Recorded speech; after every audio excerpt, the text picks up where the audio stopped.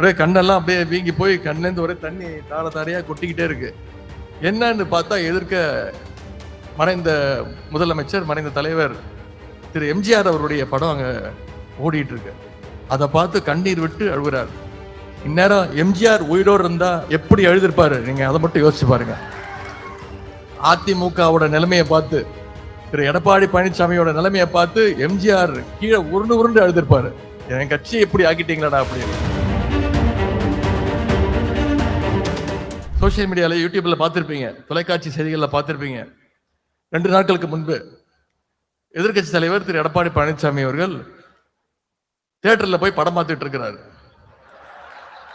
அது ஒன்றும் தவறு கிடையாது. ஆனா ஒரே அழுக, ஒரே கண்ணெல்லாம் அப்படியே வீங்கி போய் கண்ணிலேருந்து ஒரே தண்ணி தார தாரையா கொட்டிக்கிட்டே இருக்கு.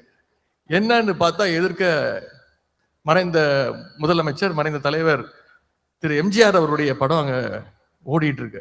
அதை பார்த்து கண்ணீர் விட்டு அழுகிறார். இந்நேரம் எம்ஜிஆர் உயிரோடு இருந்தா எப்படி எழுதிருப்பாரு, நீங்க அதை மட்டும் யோசிச்சு பாருங்க.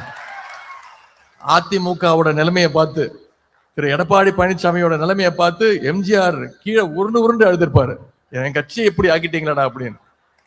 எனவே இதையெல்லாம் நாம் மனசுல எடுத்துக்கொள்ள வேண்டும். ஆக வரப்போகின்ற தேர்தலில் பாசிஸ்டுகளுக்கும் அவங்களுடைய அடிமைகளுக்கும் ஒரு சரியான பாடத்தை நாம கற்றுக் கொடுத்தாக வேண்டும். நாம மீண்டும் மீண்டும் தலைவர் சொன்ன மாதிரி டெல்லிக்கு தமிழ்நாடு என்னைக்குமே அவுட் ஆஃப் கண்ட்ரோல் தான் அப்படிங்கிறத நாம நிரூபிச்சு காட்டணும். இதையெல்லாம் மக்கள்கிட்ட கொண்டு போய் பேசுங்க. 10 தோல்வி பழனிசாமியையும் மொத்த தோல்வி மோடியையும் மீண்டும் ஒரு முறை ஓட ஓட தமிழ்நாட்டு மக்கள் நம்மளுடைய சக்தியால ஓட ஓட விரட்ட போறாங்க. நடக்க இருக்கக்கூடிய சட்டமன்ற தேர்தல் தமிழ்நாட்டுக்கும் டெல்லிக்கும் இடையான ஒரு ஜனநாயக போர்.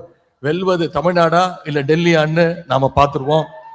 தமிழ்நாட்டுடைய வெற்றிக்காக யார் களத்தில் இருக்கிறாங்களோ இல்லையோ, திமுகவுடைய தொண்டன் கடைசி உடன்பிறப்பு நிச்சயமாக களத்தில் நின்று அந்த போர்ல நாம வெற்றி பெற்றே ஆக வேண்டும்.